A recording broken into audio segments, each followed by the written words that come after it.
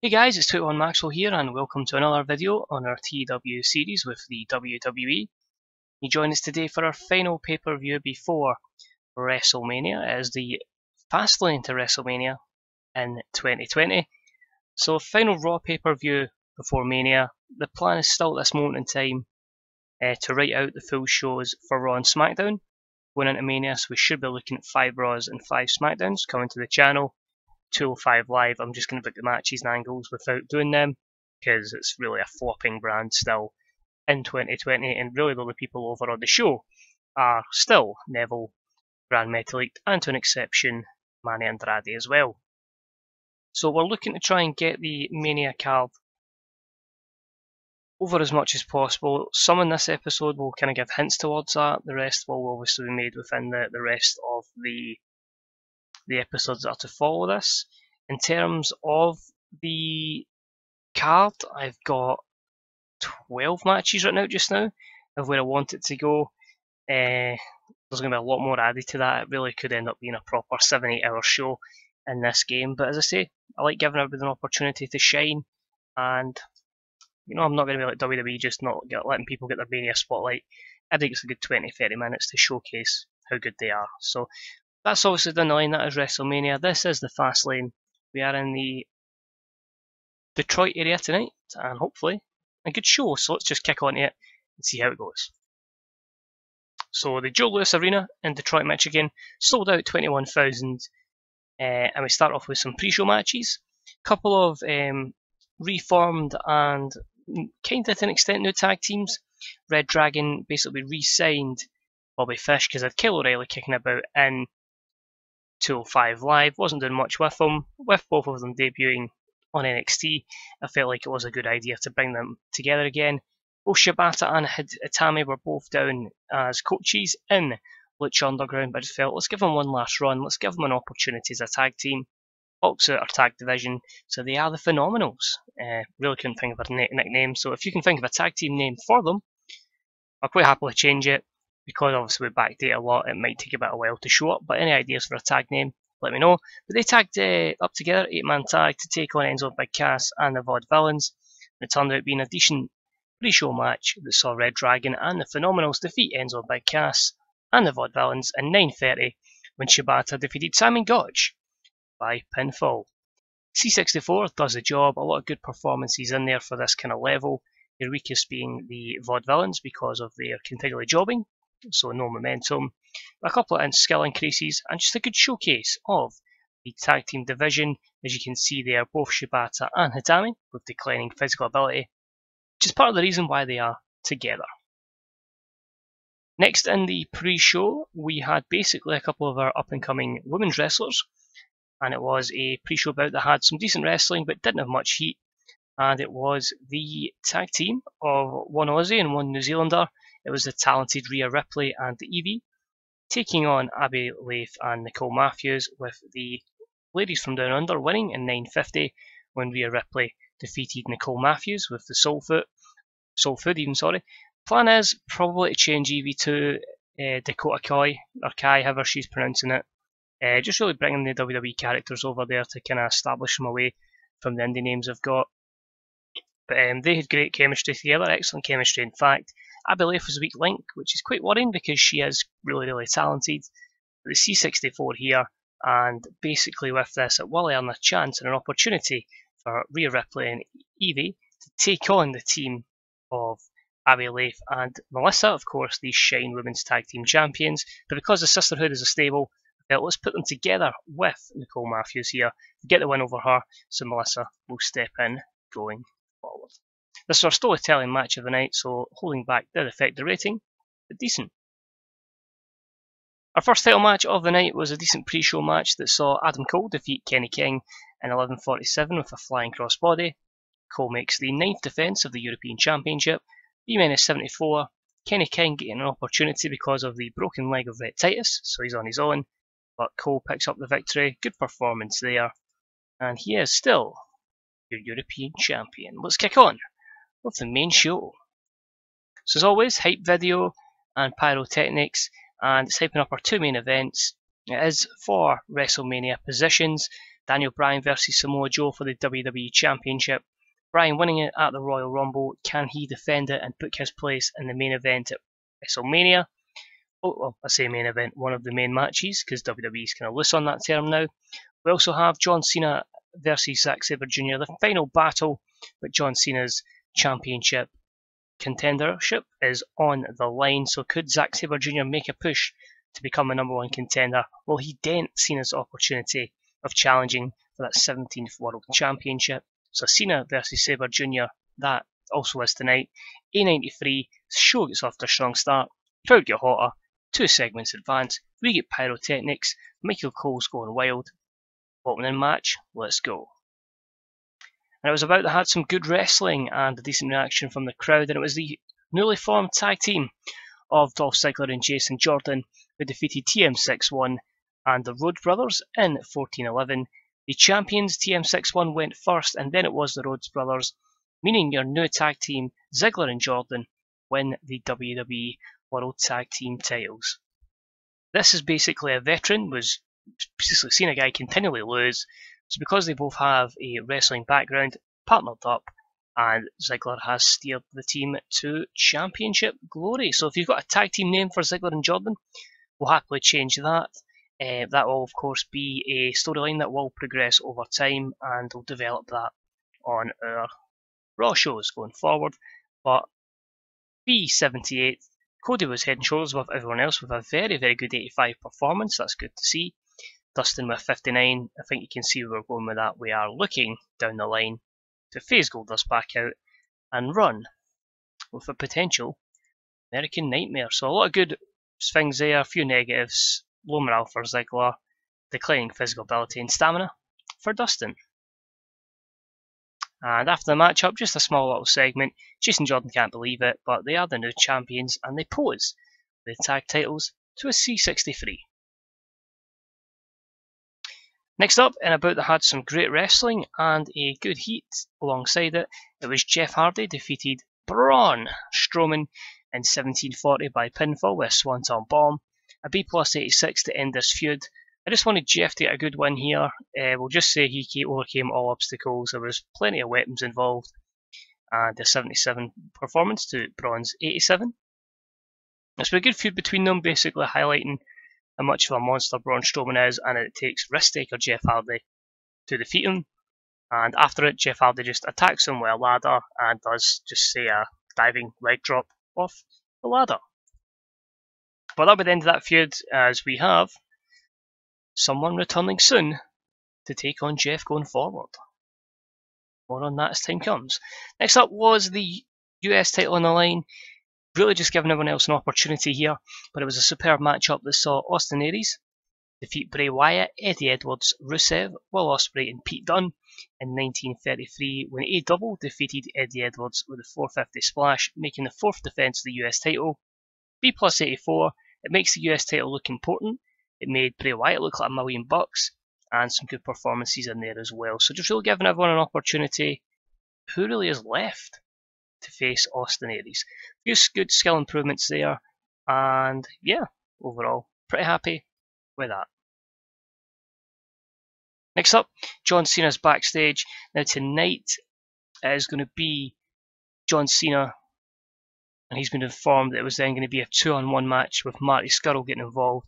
John Cena frantically needed a tag team partner for tonight. He found it in Apollo Crews. So Apollo Crews will join John Cena. A lot on the line was really just to give Marty Scurll a bit of an opportunity since he wasn't in that match previously. So can Apollo Crews piggyback off this popularity of John Cena and get a good rating? Remains to be seen, but a good A98 there. Next up, A91. Now it says that Adam Cole's been given an ultimatum. The angle here really is a case of Adam Cole saying, I'm the European champion, this is a B pay-per-view, this isn't WrestleMania, I'm on the pre-show, what the hell, give me an opportunity, let me show how good this title is and how prestigious I can make it.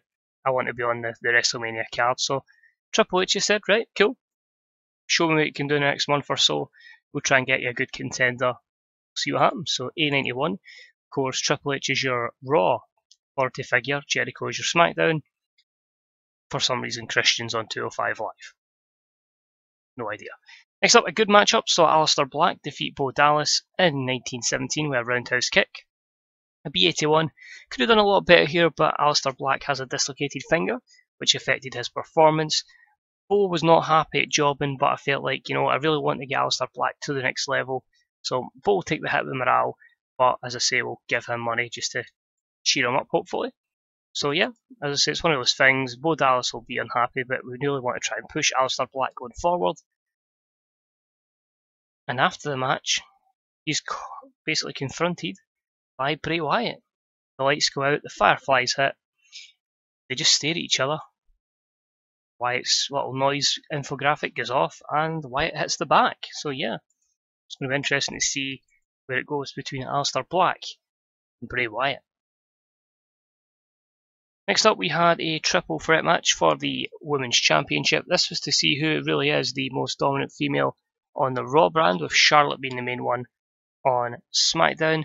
And this bout had great wrestling and a decent reaction from the crowd that saw Dana Brooke defeat Paige and Asuka in 1842, when Dana Brooke defeated Asuka by pinfall with Simone Driver.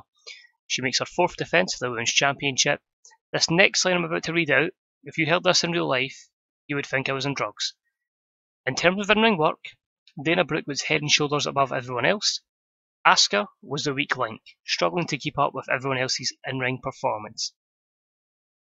What the fuck universe have I created if that's happening?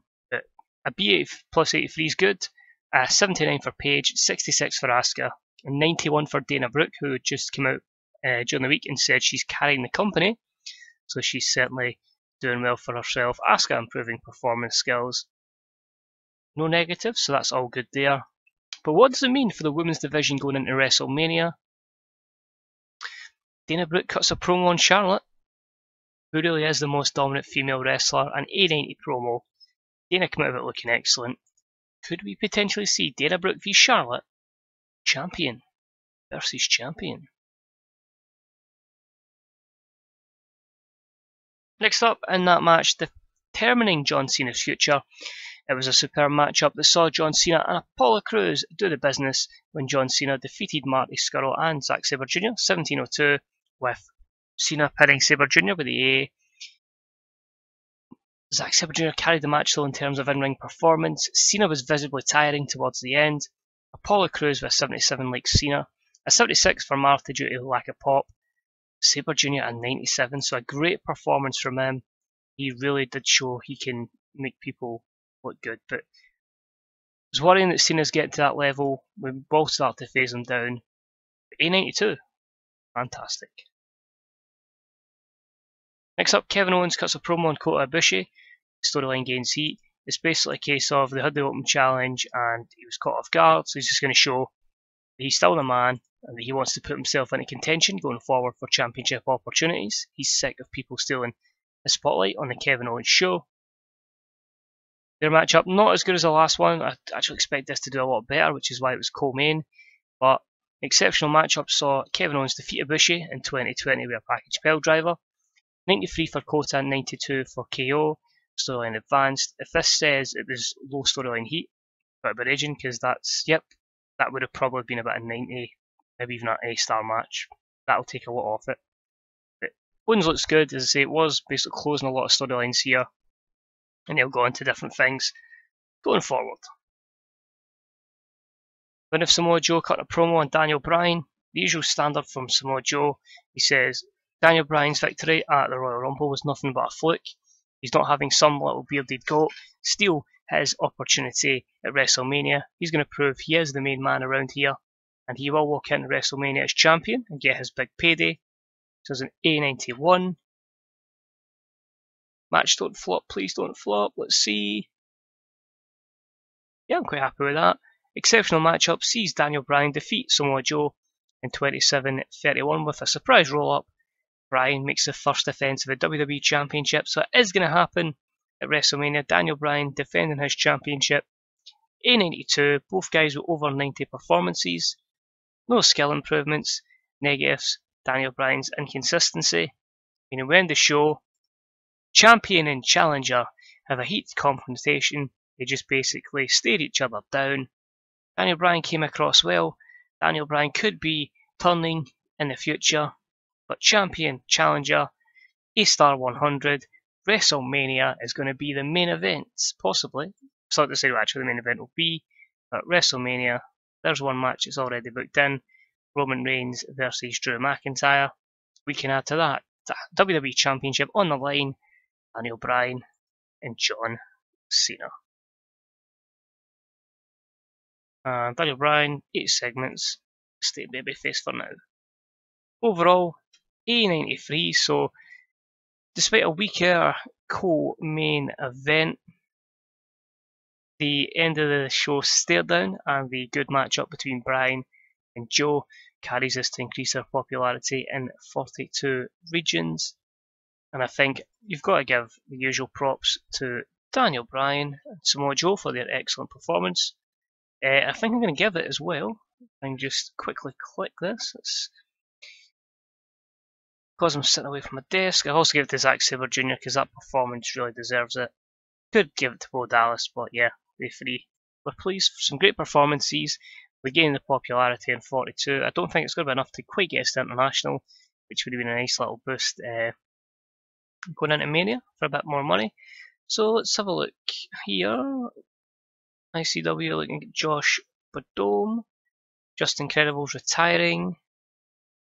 Tommy End's back from his injury, so that's good to see. Ooh, some fans will have noticed that Brian Myers has looked a little heavier than normal recently. He's put on a bit of a gut. Now we've released them. No, we haven't released them. We just don't use them.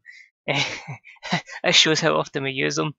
Maybe he's someone that could benefit from being drafted after WrestleMania. That's the plan. Usually the show after, we just moved. We'll just do that WWE done, the Superstar Shake-Up, move 10 people to each roster. Might can 205 live there and just move the cruiserweights to a certain show. But yeah, we need to look out for him. Maybe you just need to say to him, might lose your gut, Tubby. So let's look here. ACH is up from developmental, so he'll not really get a push straight off the bat. He's more so going to be someone that will get that good run going out of WrestleMania. So Alistair Black's back. Aiden English is unhappy. We might let Sammy Gotch go at one point and just actually run with Aiden English. That's to be determined. 4.23, 4K in drug testing. Overall, a lot of people unhappy. Let me guess. Luke Gallows was unhappy because he was off SmackDown Live, off No Way Out the last SmackDown pay-per-view. It's just when people miss pay-per-views, they get a bit unhappy. I'm believing. We go to Crazy Mary Dobson if I keep clicking Caristico. Unhappy being left off Fast Lane. I can't put everyone on Fast Lane. Bo Dallas is big morale issues. You know what? We've got 457 million in the bank. Do you like Bo to keep you happy? I don't even mind giving him the full 100k. He's that vital to the company. Still annoyed, but he's went from massive morale issues to just morale issues. So we'll give him strong booking going forward. It was just to make Alistair Black look well. There's still plenty of money in the bank, and size is really looking good. It is just moving again southeast in the tri-states. Those places will be more beneficial when we do get back on television within the United States. I believe we still can't get a show on. So we want commercial and we want in the USA. I believe the biggest was MTV. Got them for SmackDown Live, so we'll just try and see if they're quite happy to give Raw a show. And it's still less than a year since the collapse of Fox, so it could be well before we can get that back. Just a bad run of shows. Of course, we've lost Televista for SmackDown in Mexico. So that's it for this episode, guys. I hope you did enjoy it. As I say, we are now going to book Raws and SmackDowns going forward. So any predictions for that WrestleMania card? Who would you like to see getting the opportunity at WrestleMania? Anybody you think that should be getting an opportunity that isn't? Anyone you feel you like to see in other companies? Like where is Nakamura these days? How's Okada getting on? People would like to see just even like a little run of other guys in other companies. We can certainly do that as well. As always, let me know about your saves, guys. Let me know how you feel about the world of wrestling in general. At the moment, are you one of the people that's sitting on social media bashing the creative team? Let me know what you feel should be getting done. And yeah, as always, any likes, comments and subscriptions always appreciated. Remember to keep an eye on the Grey Dog software forums for more mods, for graphics, and a lot of good written content there. And written content and YouTube links on the old Fantasy Booker subreddit. If you want to check out some other guys doing some different companies, some people doing Cornellverse, somebody doing the previous eras, previous generations, and others trying a road to glory. So plenty of options there, and yeah, keep supporting this damn fine community. But cheers guys, take it easy, and I'll see you next time for bizarrely a Monday Night Raw. Bye bye.